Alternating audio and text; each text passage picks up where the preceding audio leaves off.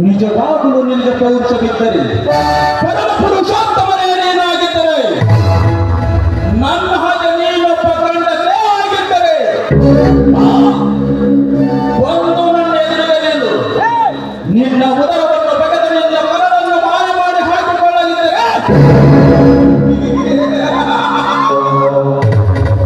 ಹಿರಣ್ಯಕಶಿಪುವೇ ಅಲ್ಲ, ಹಿರಣ್ಯಕಶಿಪುವೇ ಅಲ್ಲ.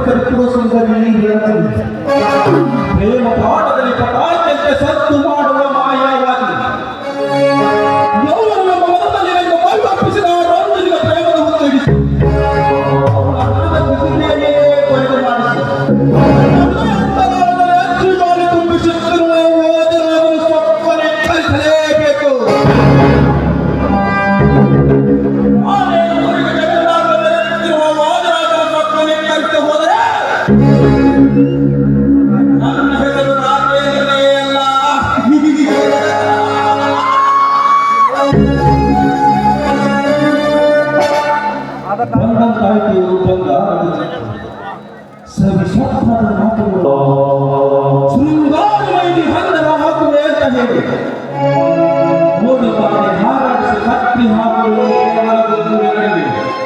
ಆಗ ಈ ರಾಜೇಂದ್ರ ಮನಸ್ಸಿನ ಪ್ರೇಮದ ಕೊಡುಗೆ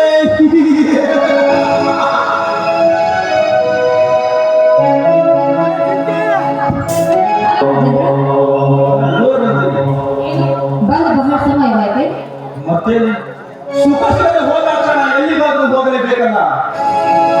ಅದು ಅಲ್ಲದೆ ಶ್ರೀಮಂತರ ಜೊತೆ ದೇಹ ಬೆಳೆಸಿದ ಮೇಲೆ ಅವರ ಬರುವ ದಾರಿಯಲ್ಲಿ ಕಾಯ್ತಾ ನಿಲ್ಲಬೇಕಲ್ಲ ಈ ಬಡವ.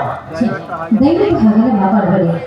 ನಾವು ಬೇಗ ಬರಬೇಕು ಅಂತ ತುಂಬಾ ಪ್ರಯತ್ನ ಪಡ್ತೇವೆ. ಆದ್ರೆ ಹಾಗೆ ನನ್ನ ಮನೆ ಬಿಟ್ಟು ಬೇಗ ಹೋಗಲೇ ಇಲ್ಲ. ಅದಕ್ಕಾಗಿ ಸ್ವಲ್ಪ ಲೇಟ್ ಆಯ್ತು. ಪ್ರೇಮ ಬೆಳೆದ ತಕ್ಷಣ ಪ್ರೇಮಿಗೆ ಸುಖ ನೀಡಲು ಬರುವುದು ಮುಂದಿನ ಬಾಗಿಲಿನಿಂದ ಅಲ್ಲದಿರಿ, ಹಿಂದಿರುವ ಹೆಗ್ಗಡೆ ಬಾಗಿಲಿನಿಂದ. ಬರೀ ಪ್ರೇಮದ ರುಚಿ ಕಂಡಿದ್ದೇವೆ, ಆದರೆ ಆ ಪ್ರೇಮದ ಬಳ್ಳಿಯನ್ನು ಹೇಗೆ ಬೆಳೆಸಬೇಕೆಂಬ ಬುದ್ಧಿ ಇಲ್ಲಿಲ್ಲ.